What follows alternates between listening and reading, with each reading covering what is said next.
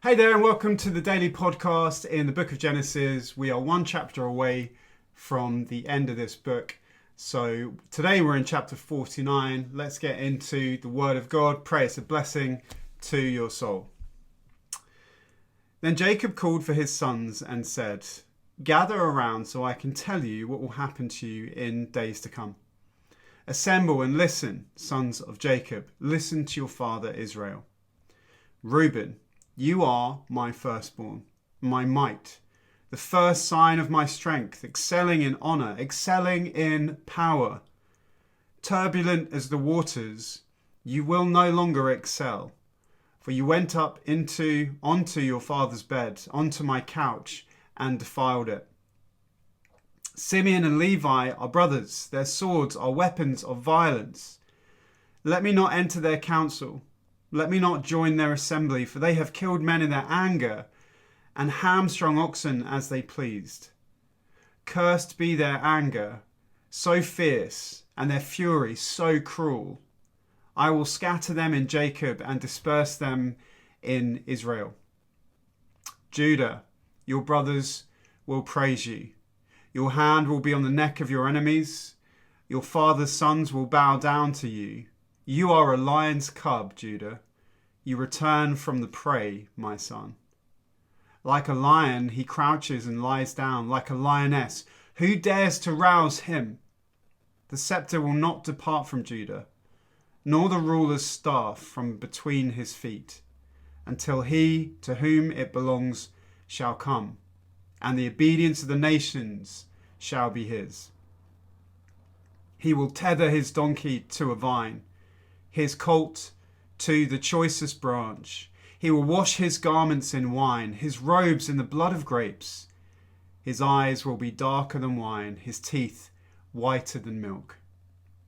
Zebulun will live by the seashore and become a haven for ships. His border will extend towards Sidon. Issachar is a raw-boned donkey lying down among the sheep pens. When he sees how good is his resting place and how pleasant is his land, he will bend his shoulder to the burden and submit to forced labor. Dan will provide justice for his people as one of the tribes of Israel. Dan will be a snake by the roadside, a viper along the path that bites the horse's heels so that its rider tumbles backward. I look for your deliverance, Lord. Gad will be attacked by a band of raiders, but he will attack them at their heels. Asher's food will be rich. He will provide delicacies fit for a king. Naphtali is a doe set free that bears beautiful fawns. Joseph is a fruitful vine near a spring, whose branches climb over a wall. With bitterness, archers attack him. They shot at him with hostility, but his bow remained steady. His strong arms stayed limber, because of the hand of the mighty one of Jacob, because of the shepherd, the rock of Israel, because of your father's God who helps you, because of the Almighty who blesses you with blessings of the skies above, blessings of the deep springs below, blessings of the breast and womb. Your father's blessings are greater than the blessings of the ancient mountains, than the bounty of the age-old hills. Let all these rest on the head of Joseph, on the brow of the prince among his brothers. Benjamin is a ravenous wolf. In the morning he devours the prey. In the evening he divides the plunder. All these are the 12 tribes of Israel. And this is what their father said to them when he blessed them, giving each the blessing appropriate to him. Then he gave them these instructions. I am about to be gathered to my people. Bury me with my fathers in the cave in the field of Ephron the Hittite, the cave in the field of Mashpelah near Mamre in Canaan, which Abraham bought along with the field as a burial place from Ephron the Hittite.